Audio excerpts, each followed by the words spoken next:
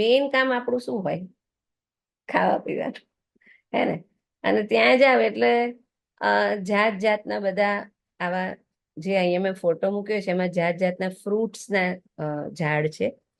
તો એવી રીતના ત્યાં તમે જોશો તો આંબો કે મીઠો લીમડો, કડવો લીમડો, જાંબુના ઝાડ હશે, દાડમના ઝાડ હશે, જામફળના ઝાડ, આ જે પણ ઝાડ છે, કડવા લીમડાને છોડીને જે પણ આ ફ્રૂટના ઝાડ છે, એ બધાના કોઈ પણના પાંદડા તમે ખાઈ શકો.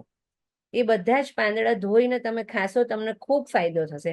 અત્યારે એક એક પાંદડાનો આપણી પાસે સમય નથી એટલે હું નહીં સમજાવી શકું, પણ એ બધા જ પાંદડાઓમાં તમારા શરીર માટે ફાયદાકારક કોઈ ને કોઈ વસ્તુ રહેલી છે.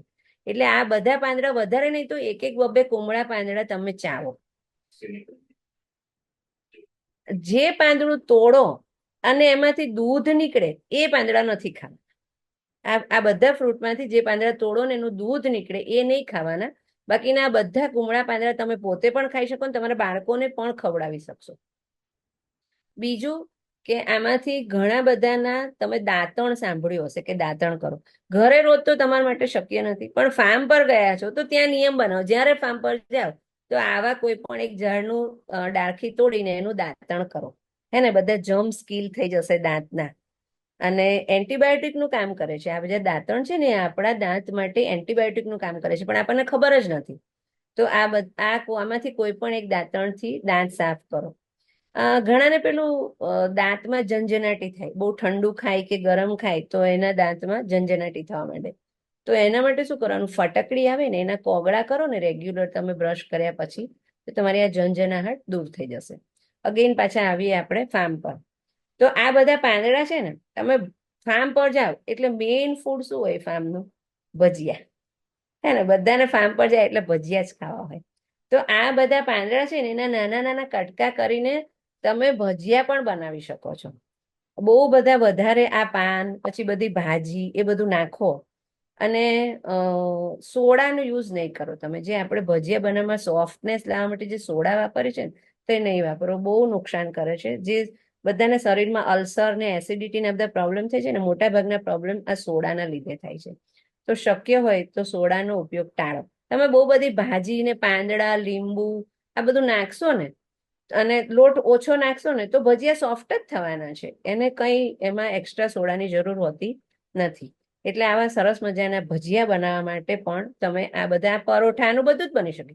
તમે પરોઠા બનાવી શકો, ખીચડીમાં પણ તમે આના નાના નાના ટુકડા કરીને નાખી શકો, આની ભાજીના રૂપે પણ તમે વાપરી શકો, મુઠિયા, ઢોકળા, જે પણ તમને જે ભાવતું હોય એ બધામાં તમે આ બધા પાનના ઉપયોગ કરી શકો. ડાયાબિટીસ વાળા માટે તો આ જાંબુના પાન બહુ જ સારા, ખૂબ ફાયદો કરે ડાયાબિટીસ વાળા લોકો માટે.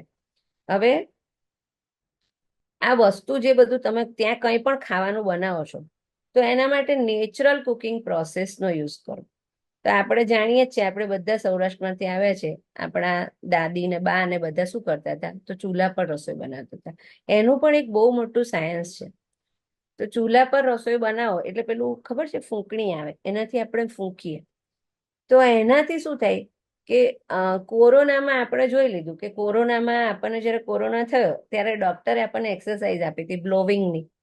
પેલું આપણે બ્લો કરતા હતા એટલે બધા બોલ ઉપર નીચે જતા હતા. હે ને? એવું એક બધાને આપતા હતા, મોસ્ટલી બધાને આ એક નાનકડું રમકડા જેવું આપતા હતા, નાના છોકરાને રમત થયું ને આપણે એમાં બ્લો કરતા હતા.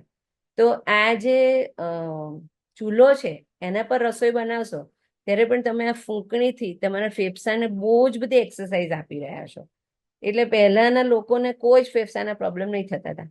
અને આ સરસ મજાની અગ્નિ આપણા શરીરને દઝાડતી હતી, એના લીધે જે આપણા બોડીમાં જે વધારાના ટોક્સિન્સ બધા હતા એ બધા બળી જતા હતા. તો આવી રીતના તમે ફાર્મ પર જાઓ અને ચૂલા પર જ્યારે કંઈ પણ રસોઈ બનાવો તો એને આવી રીતના તમે ફૂંકો. એ એક એક્સરસાઇઝ છે, ફેફસા માટે ખૂબ જ સારી એક્સરસાઇઝ છે.